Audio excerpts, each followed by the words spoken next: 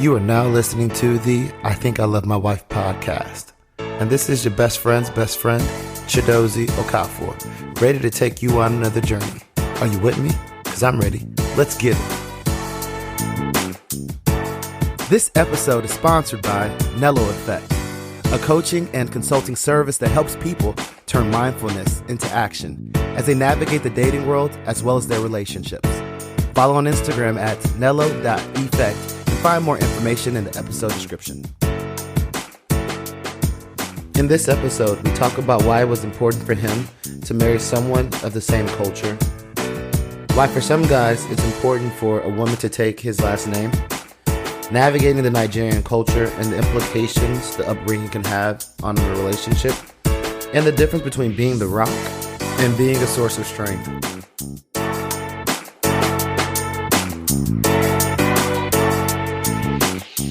Hey, what's going on? This is Chidozie. I'm back with Nkem. I wanted to bring him back because there was a few areas that I definitely want to get his perspective on. He's actually the first Nigerian or African person I've had on the podcast, and I know people say you're Nigerian, you should have more people, more Nigerian people on there. But I'm happy that he's here because I think, one, we understand the context in which we grew up with each other, and two, I think he can articulate in a way that helps, you know, especially as y'all be choosing us these days, y'all get to understand us a little bit better. One of the questions I get a lot or often from women that I'm dating, especially that are not Nigerian. I haven't actually dated that many Nigerian women, but I still love y'all. You know, shoot at me, holler at me. But one of the questions that I get is like, how do your parents feel about you not dating a Nigerian woman and all that kind of stuff? I know for you, even in Michigan, and you weren't necessarily looking for a night, you know, for like whoever's going to be, you know, Mrs. your wife.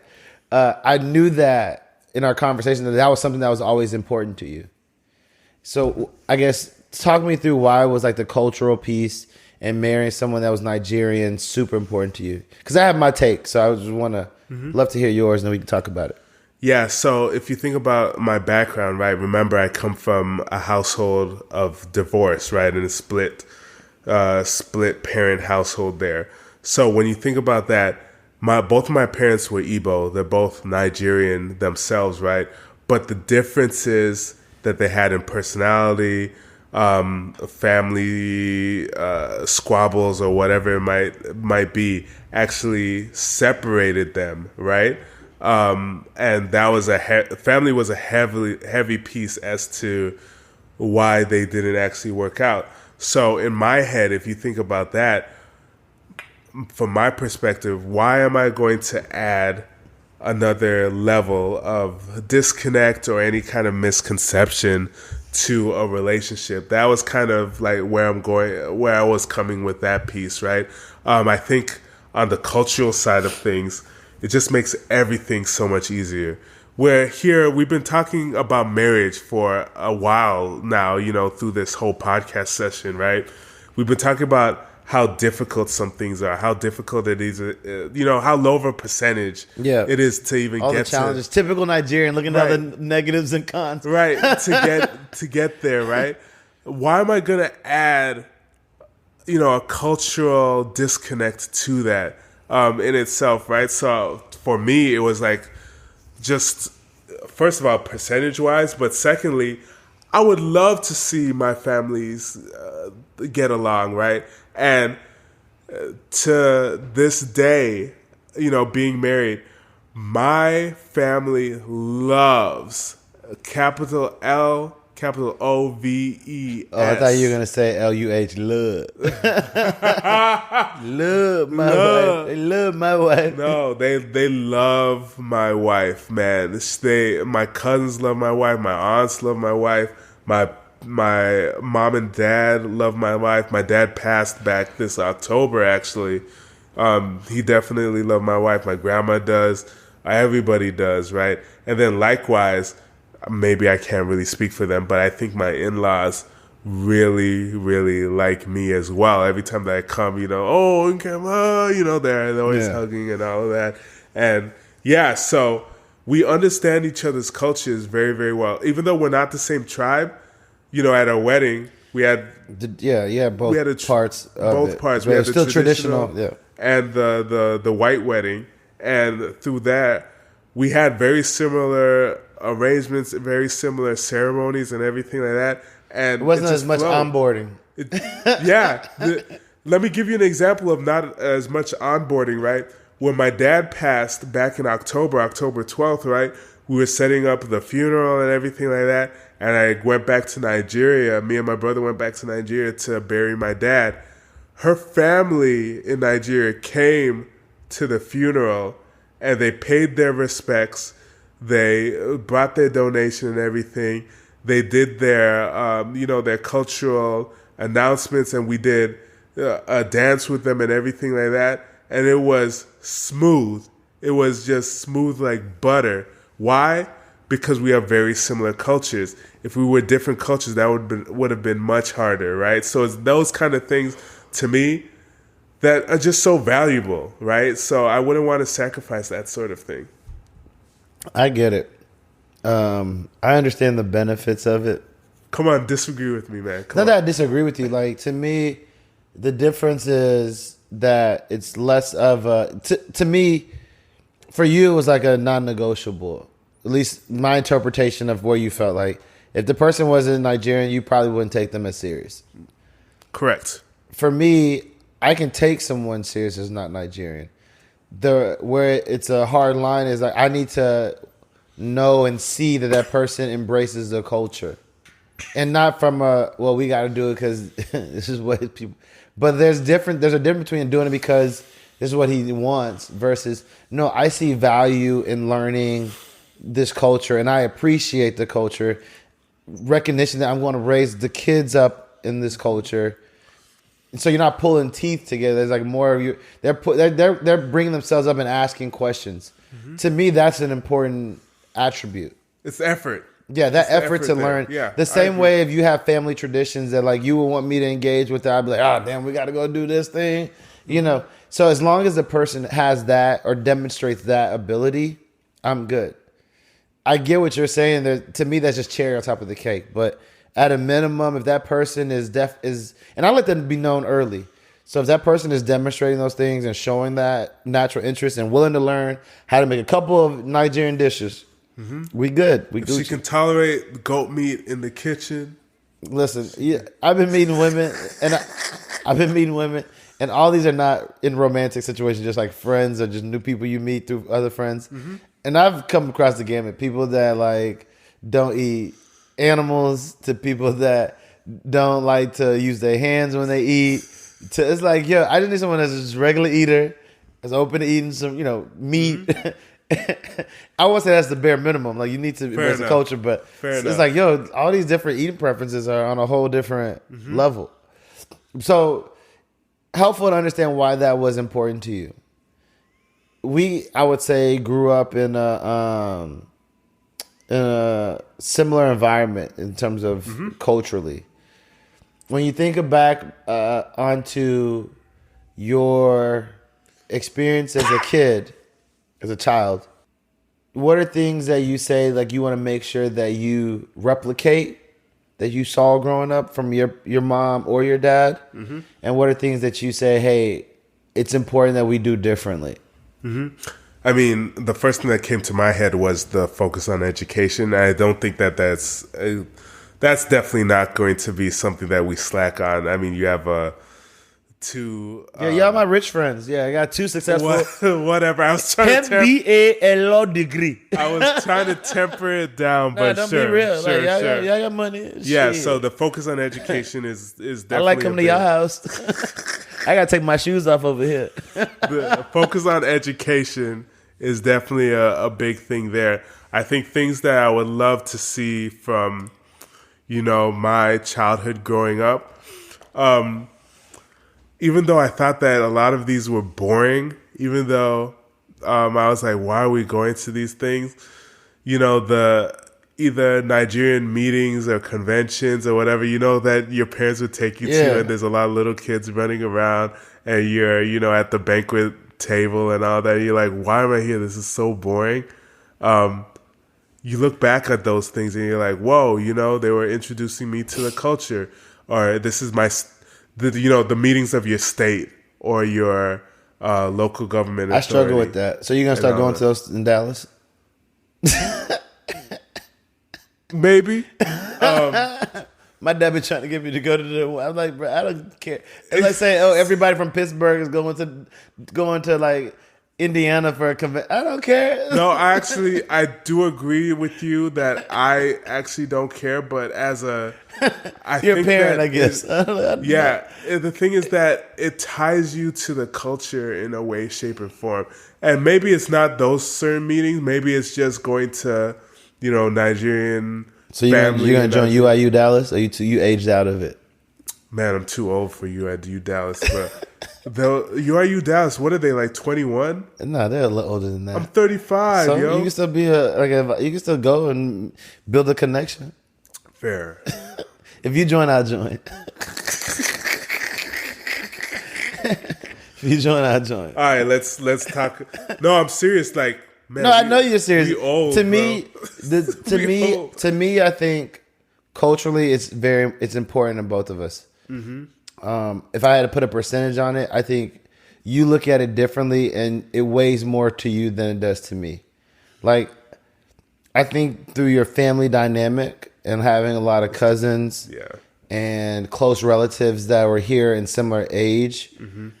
Because you weren't the oldest of the bunch. I'm one of the youngest. Yeah, so that you saw it, so there's an appreciation for it and a connectivity to it. My parents, when they had kids, we were like the oldest in the groups, and there was like a gap. Mm-hmm. So we didn't really grow up with the cousins and all that. So to me, like, I feel like I grew up in like whatever the epitome is of a dichotomy of being like very much Nigerian and also very much African American, and not necessarily being enough of either. And so there's an appreciation and desire to keep it, but maybe not a stronghold to like the trade-offs that you may be willing to make that I'm willing to make. I actually feel like we're very similar in that, though, right? I think that it's just for me.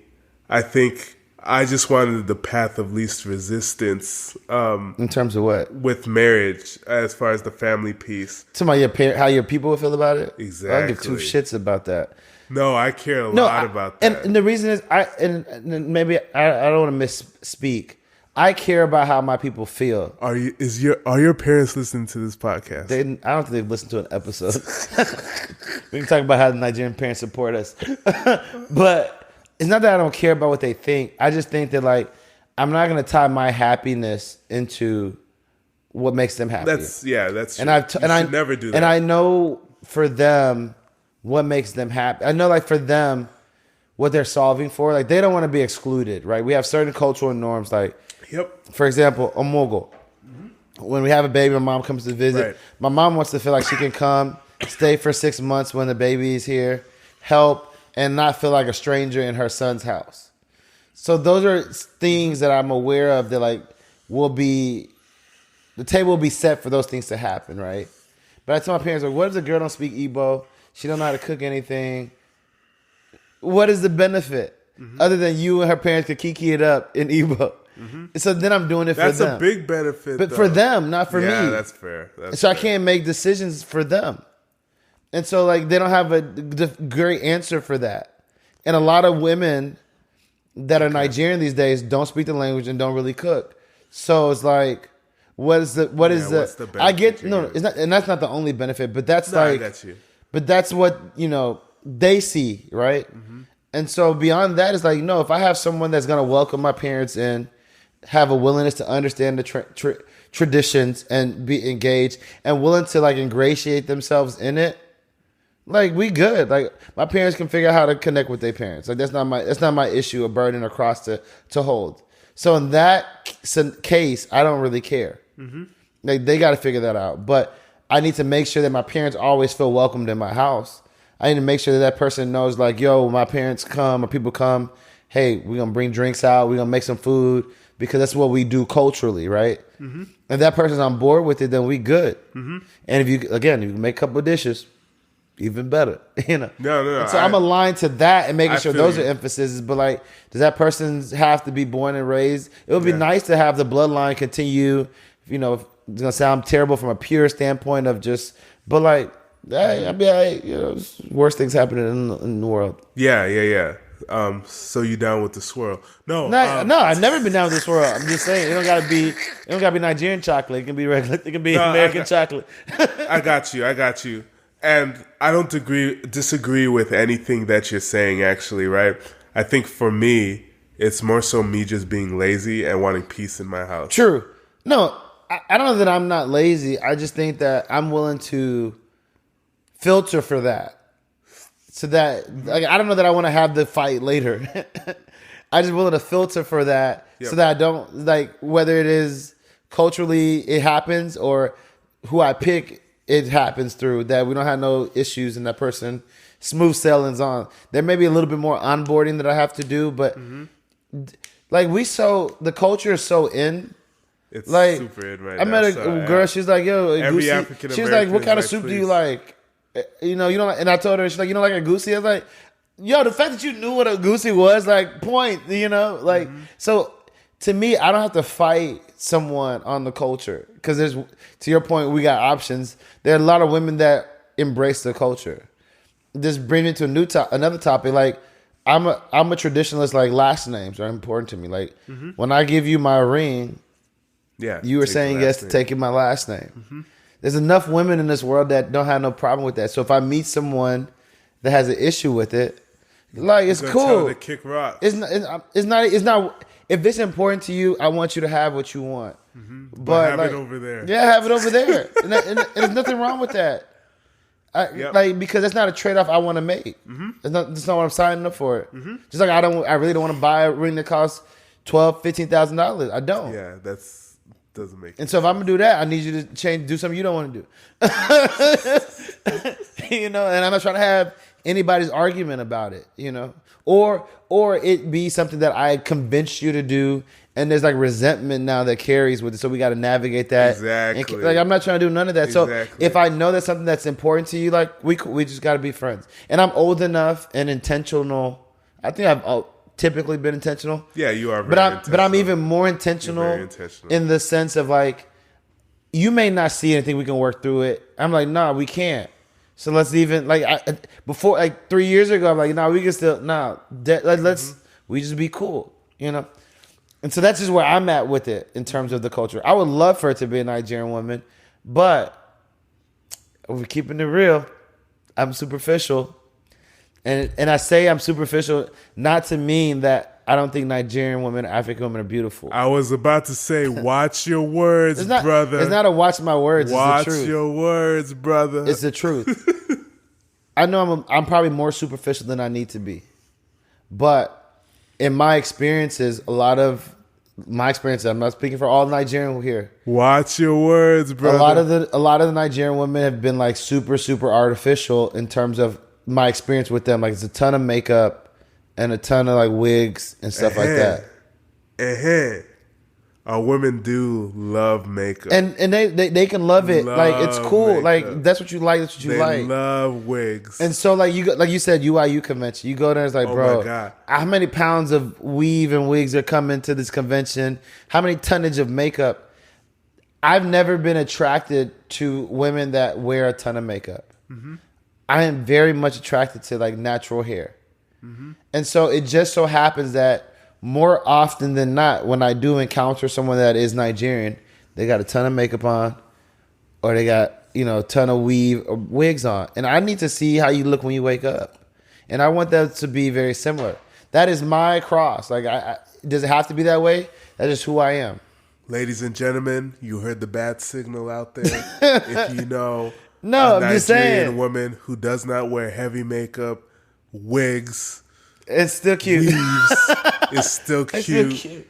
All of that, send them this way. But my point is, like, I know that's me. And culturally, I'm not calling it an issue or nothing. That's just a cultural statement that if you go to an event, you can see hella wigs, you can see a lot of makeup. And, like, there's never been a woman that I've seen that is wearing a wig and a lot of makeup, and I'm like, yo, I would shoot at her at the club. Like, I would go shoot my shot. It just doesn't happen. It's not for you, right? Yeah, it's just not what I want. When they look like they got the Lego hair on. I didn't call it that. There's your words, nothing but.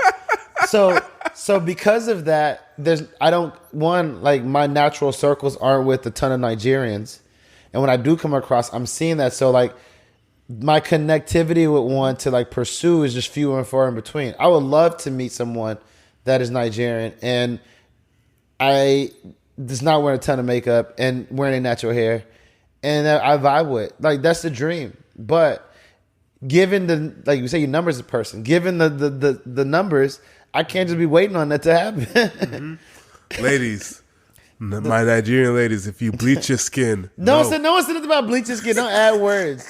I like all. Don't add no words to my story. I like all shades. No, but I'm not saying it's not the shade. It's bleaching. If you bleach your skin, no. Okay, I thought you said I thought you were telling her to come my way. Like, no. No bleached skin. I want you to be natural, yo. Just natural. How you wake up. No hair hats. Get that out of here. Nah, listen. I want it to be natural because, I think I saw that growing up and I wasn't fond of it. Mm-hmm. And it sounds like, this is a lot of Chidozie, what Chidozie likes. But it does lead me to the conversation around, I think as children of immigrants and especially Nigerian parents, we are in essence victims of things that we've seen. Yes. In the sense of what we like and dislike. And so as you think about your upbringing, what would you say have been some of the most impactful things to you, your psyche, how you see the world, how you interact with the world, and in your relationship? Mm-hmm. So I think the educational piece is a big one. And I think that's as far as a lot of Nigerian immigrants go. Our culture is very focused on learning, education, doing well and excellently academically. So I think that's one of the biggest influences, I would say, on my life, something that I would like to repeat. But other than that, right, some things that, that I've observed in Nigerian households that I would not like to repeat. Nigerians are very cold emotionally, I would say. My dad, to me, God bless his soul, he was very cold to me, right? We weren't like buddy or anything like that. I got beat a lot as a kid. Yeah, I got my ass whooped too. Yeah, I got, I'm the oldest. I got beat a lot, right? My dad was very, very stern with me because he wanted to make sure that, I guess, my life was right and that I was, being a good example for my younger siblings, right? So I think that he could have toned that down a notch or two. Yep. Honestly, growing up, I was a little afraid of my dad growing up, right? So I wouldn't want to, I don't want my kids to see me as that. Yep. I don't think that that's a positive image, 100%. I would want them to see me as somebody that, they love and knows that that loves them as well too. So that's something that I don't think that I want to repeat personally. Not saying that my dad was wrong or anything. He raised me how he knew how to raise kids, right? No, exactly. That was what he knew. I think I posted it on Instagram one day on my personal page, not the podcast page, and I was like, we gotta give grace to our parents that raised us the best way they were taught or knew how to. Exactly. And so, tell me where you relate to this and not with your upbringing. And I don't recall ever hearing my dad say, "I love you." Hell nah. Okay. Never. I don't know that life was. I felt supported in the things that I wanted to do. Like not what they wanted for me, but the things I wanted to do. Mm-hmm. You agree? You felt supported or not really? Not, to be honest, not really. I wanted to be an artist. Yeah, I get it. Like I feel like they wanted me to be an engineer. Things that you really wanted, you had to really fight for to get 100%. Yeah, 100%. And from an emotional standpoint, and even from an identity standpoint, you didn't really have a lot of people to like go to talk through to figure that out. It was like very much isolation, kind of standpoint. Especially as the oldest, And so for me, like, I think I grew up with a lot of resentment, and especially when you start seeing your friends with their parents. Exactly. You grew up with a lot of resentment. It's like, yo, like, what is, like, why y'all go so hard on, like, just criticize? Like, I can't do anything right. Right. And so when people think about Nigerians, like, why y'all, you know, it's like when you grow up and it's like expecting criticism, you try to go above and beyond the criticism that you anticipate because you know it's coming no matter how well you do, right? And as I got older, I had to like think about like my dad. I was like, I know this man loves me. It may be hard for him to say it, but I know like like it may be harder for think about the mind fuck it is, right? It may be more challenging for my dad to say the words "I love you" than to be retired and figure out a way to save thousands of dollars to give to me to help me with something. Mm-hmm. That's crazy. It's crazy, right? That sounds insane. But for him, that is an easier task. Not that it's easier in terms of practice, but there's a more willingness to do it than to say that. Because inside, I had to think like not for a lack of love. I had to think about like my father grew up. His father died as he was maturing into a man.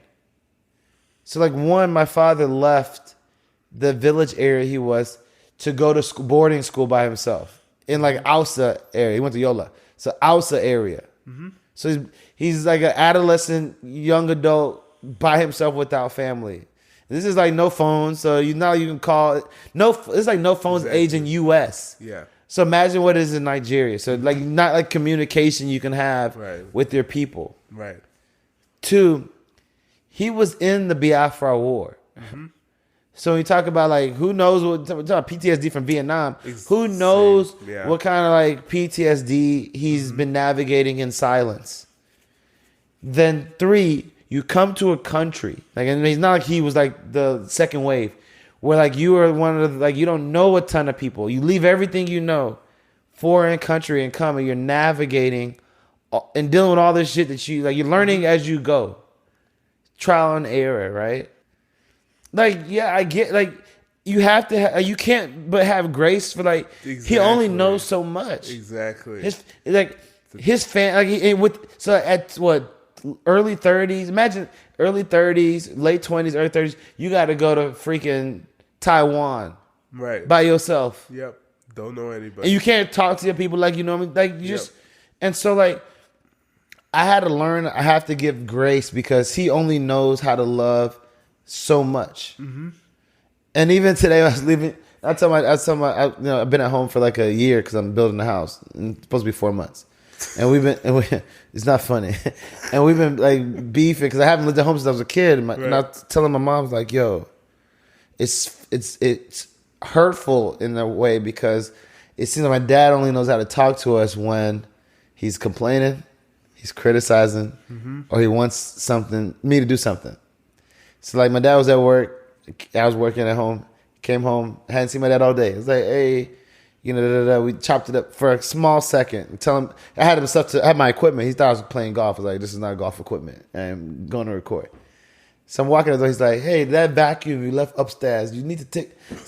I'm like, that vacuum ain't hurting nobody. Like, why are you? Is that the only thing you thought to say to me? The whole day I didn't see you, and the vacuum is the only thing to put it away, right? He doesn't know any better. Is what I have to remind myself about, right? Exactly. And so I think, and so like.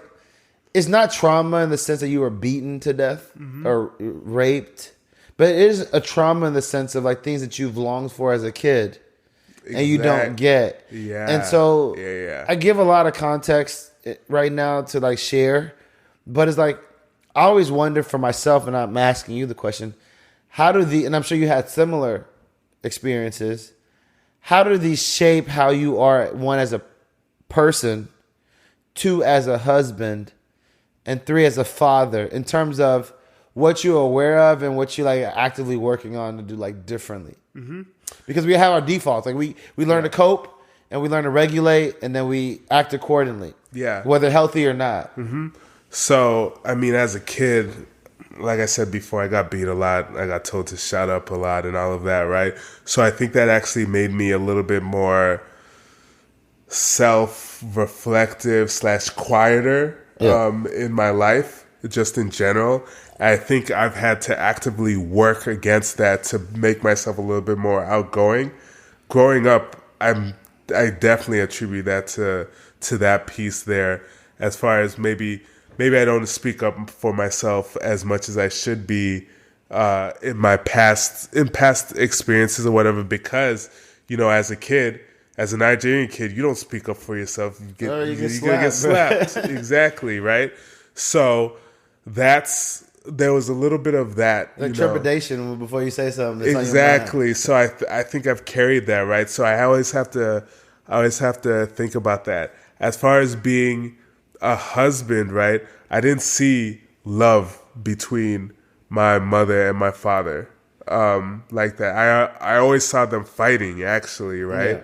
I always saw there be family static between either my mom's family or my mom and my dad's family and all that kind of stuff. And I don't want that. I don't want my kids to see that sort of thing, right? So I want to shield them from that. I want to actually show them this is what a functional marriage actually looks like, and a loving marriage actually looks like. So that's really what I want them to see. And then as a parent, right? I think it goes back to the first point that I brought up is instead of, just immediately telling my kids, shut up, smacking them or whatever, right? Dig down into, their curiosity and why they actually did that, and help them figure out the mysteries of life, right? Because kids are really inquisitive. There's a reason why they're doing these things, right? Instead of just shutting them down. I know that sounds like a little new age and all of that, but I think that affected me growing up. I can absolutely see that reflecting now as a 35-year-old. Oh, no, I get it. I think, like, for me, I think most people either reside in the comfort of what they've experienced, or run towards what they desire, which is typically opposite of what they experienced. And so for me, I think you might have alluded to it or said it explicitly. Like, there wasn't a lot of affection, physical affection in my home. Like, even now, parents give a hug, or like a side hug, And because of that, I'm a very physically affectionate person. Maybe not like in public, but in private, like just grazing them. Like, some people are like, oh, we can stay on the couch separate sides. No, I'm like, entwine our legs. Like, I like all that shit. Like, oh, we sleeping. I need to be touching you. Like, all of that stuff like matters and is important to me. And I appreciate people that do it, because I didn't have it growing up, and it means something to me to experience that. Because of the fact that we had to fight for everything, and there wasn't like a desire to go do. To me, it's hard to ask people to do stuff for me, because I'm like, if it was tough to get your family to do it, how can you expect people that are not your family to do it? And I don't want the disappointment from people that I think care about me to also be like, no, in the way that my family has. And not that my family doesn't show up for me, but like with your parents, like, you had to fight for the things you wanted versus them supporting. Like, hey, can you go do this? It's like, And so I tend to hesitate from asking people, because I don't want to feel the disappointment if they say, or I don't have the expectation. And I've realized that can compromise a relationship, in the sense that if someone feels like they can't do for you in a relationship, it's like, why am I here? And so I had to learn that dynamic. Right. But what you said before, it's super important to put everything in perspective, right? Yeah. Because if you go back to Nigeria, you understand why your parents act the way they do, because everything is by force there. Yeah, like, that's their culture. Every single thing. It would throw me off of that. My mom would be like, yo, you're so rude. Like, you always got and I'm like, how can you say I'm rude and I talk with a tone where, like, I have not seen an example of peaceful Nigerian disagreement. There's no such thing as peaceful it's not like Nigerian it never anything. gets to the point of like fisticuffs. But like outside looking in, if you wasn't part of the culture, you would think that was going to happen because that's how passionate people get. It's how loud people get. It just gets crass. It can get like that, and it's just a debate. Mm-hmm. And so on top of that, I'm also like super sensitive to have conflict about certain things. Like it has to be hit like a level of importance because I'm like in my head, it's like, oh, this is going to escalate. Mm-hmm. And I don't want it to escalate in a relationship. Even though that person may not have grown up in that same environment for it to escalate, my default is like, yo, this is going to escalate. I don't want it to escalate. So then I'm like, is it worth talking about? And so sometimes I would keep more things inside versus talking about it because I'm like, I don't want it to escalate because I'm not trying to get us to that point. Right. Which my experience has been, it's just going to automatically get to that point. Mm-hmm. And so I avoid conflict in the sense sometimes to like not in my head have things escalate in a place that I feel is very unhealthy. I feel like there's a lot of situations in the Western world where that's actually a benefit, though, right? It can be, but when it can get detrimental when you're not bringing up topics early enough, right? Mm-hmm. I agree. And so like it's like interesting all these different aspects that we think about in the culture, even to the point where like, you go up, you might, let's say you just get spanked as a kid and you like on your way to somebody's house. Your parents like, smile, fix your face, And so whether it's that or things you may want to do, I've grown up in a space like, I read a book called What Happened to You. It's Oprah Winfrey and a doctor, I think either Matt or Brian Perry, Dr. Perry. He's an MD, psychotherapist. And like the premise of the book is like we shouldn't ask people like what's wrong with them. We shouldn't say to people, what's wrong with you? Why you acting in this way? But we should dig deeper to understand what happened to them because a lot of the reasons why we operate in the ways that we operate is because of things that have happened to us, and we learn to regulate ourselves. Mm-hmm. Some ways in adaptive ways, and some ways in maladaptive ways to soothe ourselves. Like you have a kid, so self-soothing, right? To soothe ourselves in a way that makes us feel better to then move, right? Exactly. And I've learned in some ways it could be maladaptive, in some ways it's not, to like be very intentional about what I choose to project in the world, despite how I feel. So in some cases it's great because when there's a lot of chaos and craziness going on, I'm even killed. I'm not fazed by the bad stuff. You look like as much. Mm-hmm. Because I'm like, I can put things in perspective. I can compartmentalize. Mm-hmm. I can recognize like what's happening now is not the reality and keep going, right? So it's a benefit there.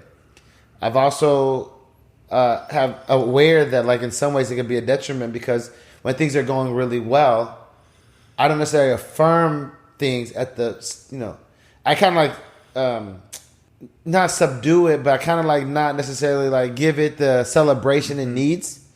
Because I'm like, all right, that was cool.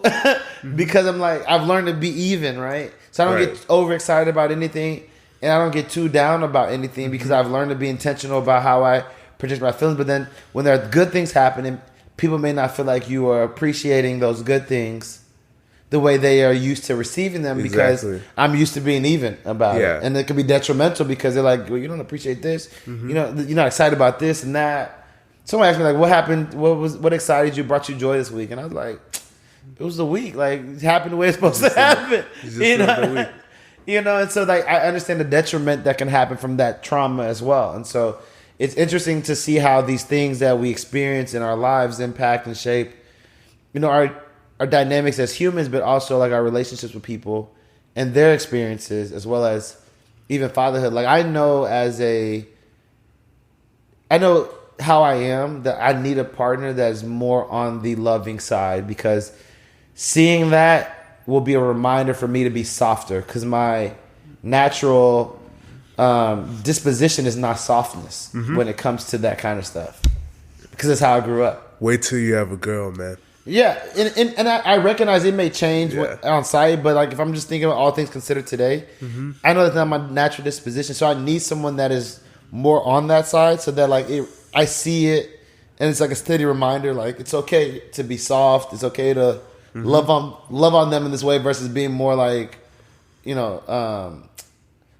harsh and tough and stern with them. Because I grew up with it. I'm successful, so it's like not like a bad recipe, right? But there are consequences to it as well. Definitely consequences. So what I just heard is that you're a walking personification of the poem "If." Hey, Alpha Man! Shout out to the Alphas. Hey, Alpha Man! Help me make the correlation for me and the people that are not Greek. Well, I mean, what I heard is that you don't get too high when successes happen, and you don't get too low, when your failures happen. And there's actually a stanza that talks about that. There's a stanza, but what I say that because I just grew up in an environment where like you had to control what you felt versus what you showed, and so I can do that really well. Yep. And there's some cases where people want to just see how you feel. Yep. And that can be detrimental when people are not feeling they're connecting to how you feel, because it's not necessarily congruent to like what most people like. There's a stimulus reaction, right? Right. So there's an expectation of what the reaction is, and when mine is not necessarily congruent with what's the norm, it's like, well, I processed it and I said, this is the reaction I want to give. Right. I mean, the big example would be, for me at least, is that my wife is definitely like on the more emotional side, and she wants to see, where my emotion is at. I'm just like, it's a week. Who cares? Yeah. So. But I don't know if that's always, but my point is, we have learned to regulate ourselves in that way to keep moving forward, right? Mm-hmm. Absolutely. I don't know if that's healthy. It's not healthy. Yeah, I'm saying like I bring it up because I don't think it's the healthiest way to do it. Yeah. So like we're trying to figure out how do you get beyond your comfort zone to play in a space where you are more vulnerable, where you are more emotional, like where you emote more of what you are feeling. Yep. And things like that, because we didn't grow up in environments that necessarily created space for that. Yep. Right. So if you bring it to 100%. Your relationship. How has or does your wife create space for you to do that? And like, is that something that you want or are willing, you want or like to do? Like you appreciate that being done for you? I think the first place, to be honest, where I felt like comfortable actually doing that was during marriage counseling, our premarital counseling. And we get into all the phrases of, when you do this, it makes me feel like this and all of that. And we actually had a session where I kind of let out that, hey, as a black man, nobody cares what you think emotionally. Oh yeah, for sure. It's life or death.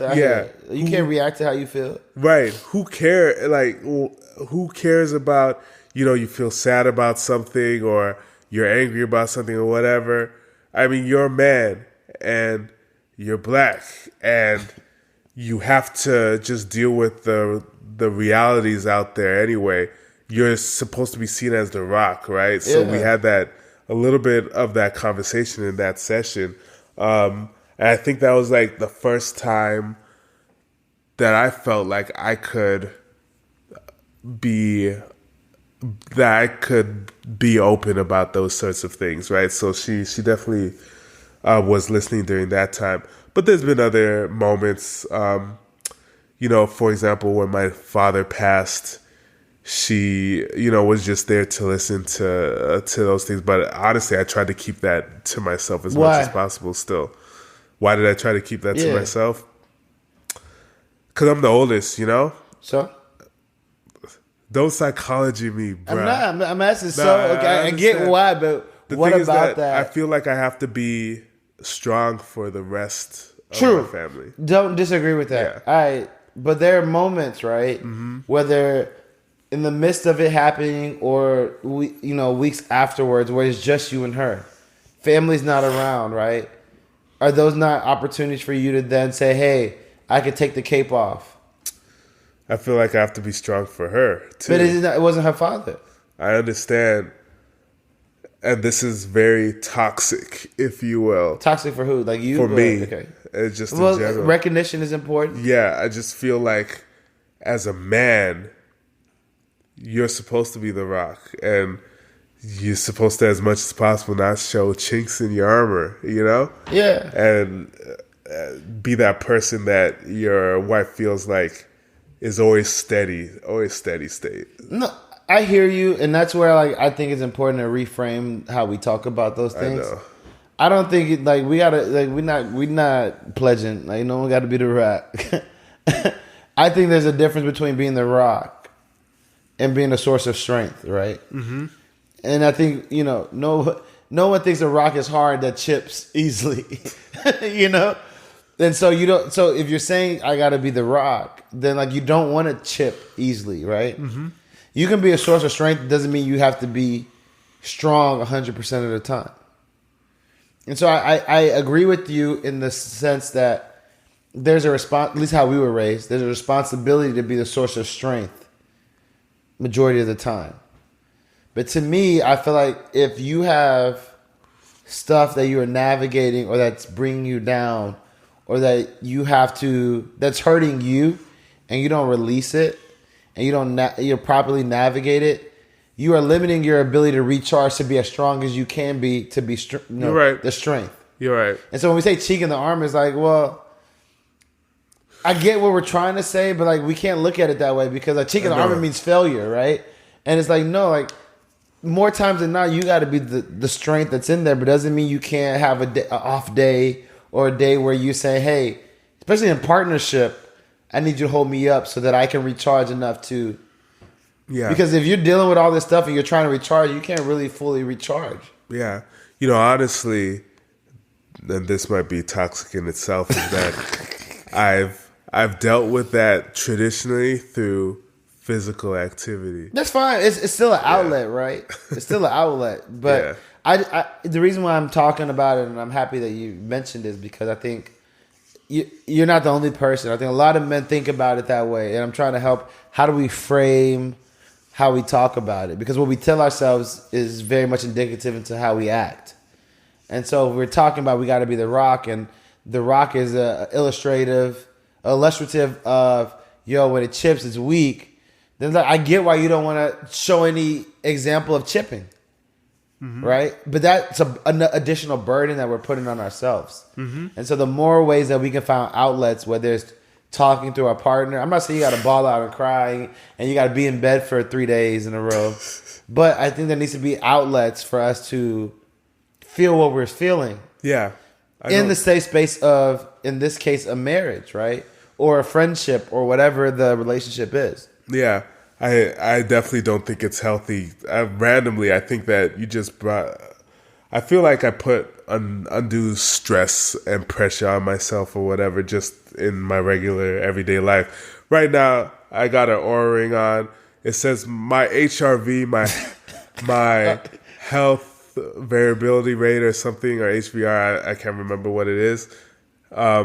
Heart rate variability, there you go, is really low, and that's an indicative. Is that good or bad? That's bad. Okay, yeah. It's indicative of cardiovascular disease when you get older or whatever, and the two influences on that are, big influences are your physical health, like how in shape you are. I'm decently in shape. You're probably above average in the average American. Yeah, I'm definitely above average, the average American at my age right now, right?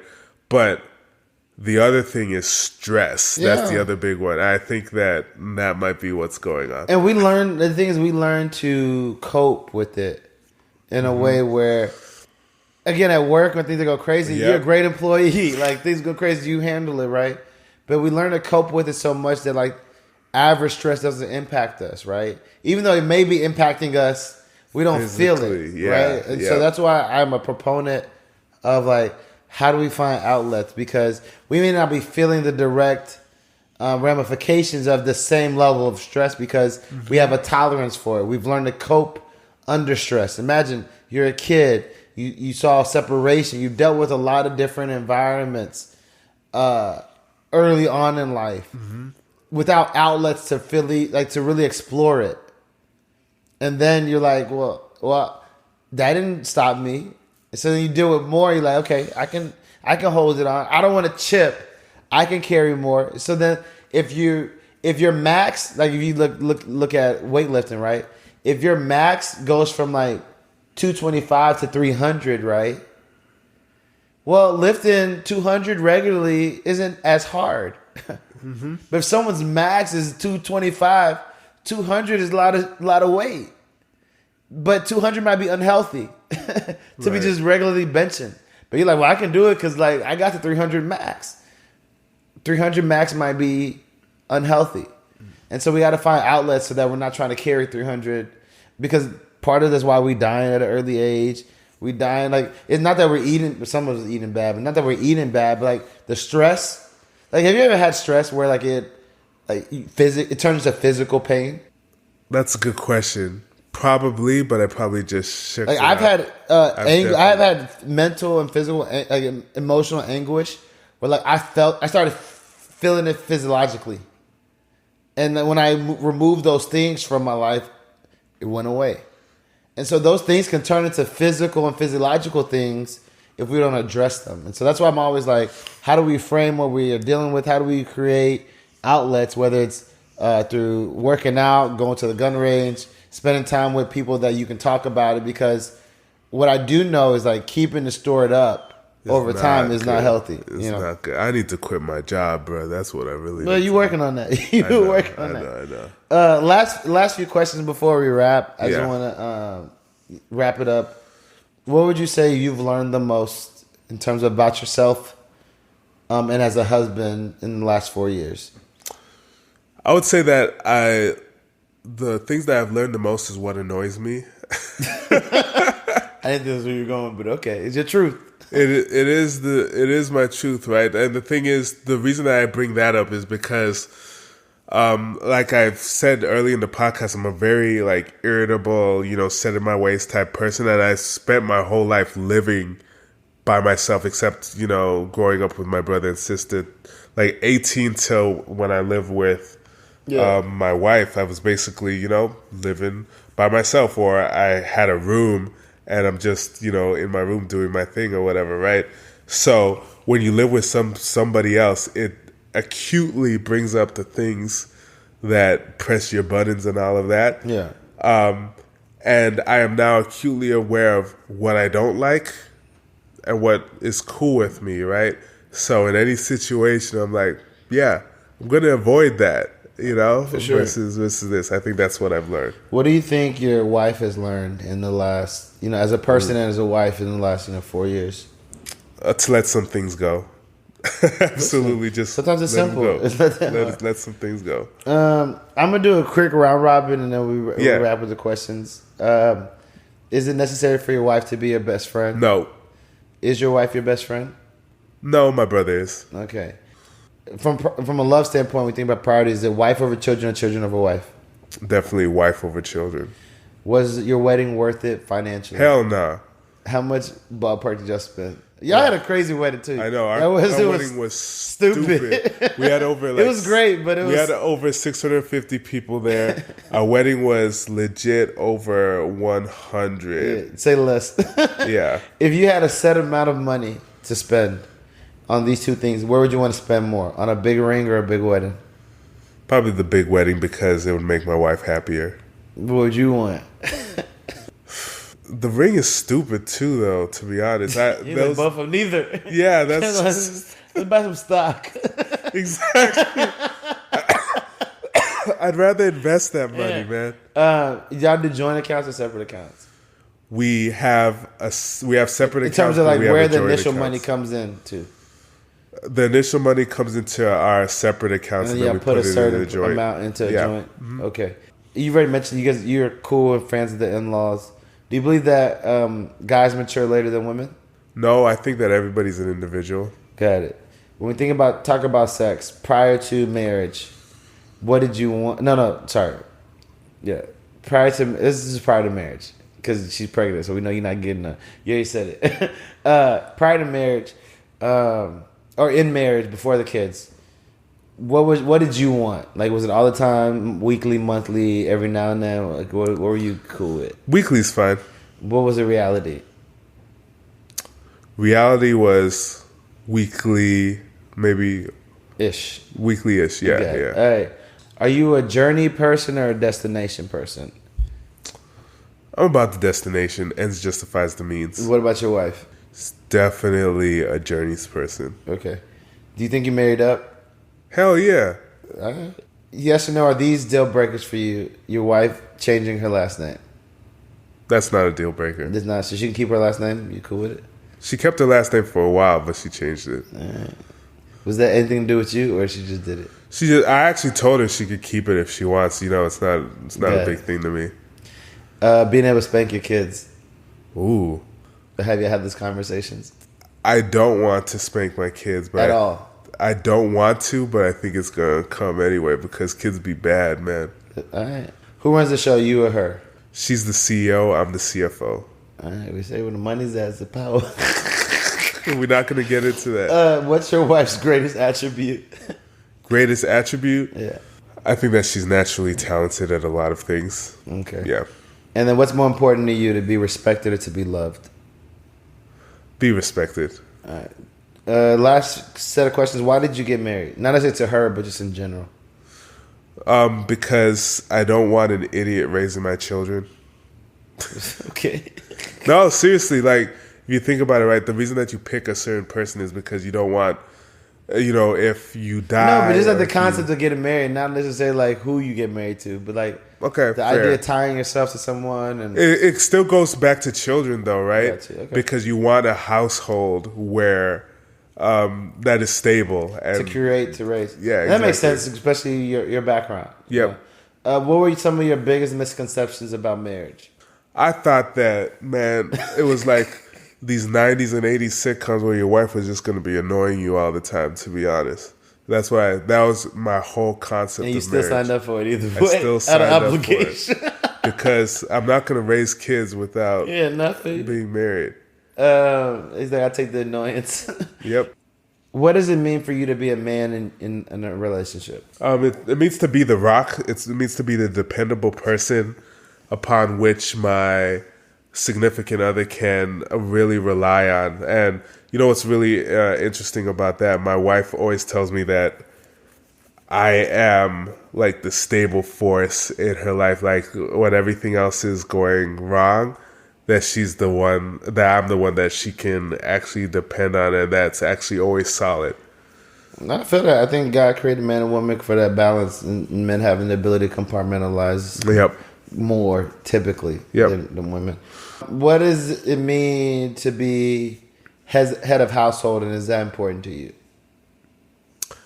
It means that to be the head of the household means that you have the final decision-making power on things, but you're taking your wife into consideration. It's just wife. So is the man going to be the head of the household the way you said it? Now your partner's... Yeah, I do think about it. It negates my next question. I say, are you the head of the household? But do you want to answer? Honestly, with the decisions, I do say that she's the CEO because she cares about a lot of things way more than I do. So yeah, go ahead and make those decisions. If it's a decision that I care about, though, yes, it does come down to my decision. Got it. Last two questions. Your future son is coming. When in what are we, 2022, in 2020, in 2042, 45, what kind of advice are you giving him on dating? Cast a wide net and the alpha female will reveal herself. I song shoe. And then similar question, 20 years for your daughter, what kind of advice are you giving to her? Face your books. That's it. That's it. Nothing else. The men will come after you. Just focus on your studies. All right, man, it's been a pleasure. I appreciate your time. I know it's mad late, but I appreciate your time. This has been great. This was awesome, man. Definitely appreciate it. Thank you guys for listening. No doubt. If you guys enjoyed the conversation I had with Nkem, we got plenty more coming this season. Great conversation, hitting real topics, serious topics. And really being here for everybody, from whether you're single, you're dating, you're married. We got broad topics that I think you will find either engaging, entertaining, or very insightful. So make sure you tune in. We'll have a new guy coming up next time. If you don't already subscribe to the podcast, make sure you push that button. Make sure you tell a friend. If you support what I'm doing, you support the mission of this podcast and you find it engaging or entertainment or valuable, make sure you tell a friend. Make sure they subscribe to it. Make sure they follow on Instagram at Think Love White. And most important of all, leave a review. That's how people that doubt, people that are unsure, people that may not know if it's worth their time can go and read, get your feedback, and listen in for themselves. So please leave a review. If you have some questions about dating or your relationship and you want some advice or you want a thought partner or just someone to help broaden your perspective, make sure you hit up Nello Effect at www.nelloeffect.com. More information in the description and see what they have to offer. Maybe it could be valuable for you. Like I said, this is a wrap with Nkem. I have a new person next week that I'm sure you guys would enjoy hearing. So make sure you tune in. Until next time, you know what it is. I hope the conversation keeps going.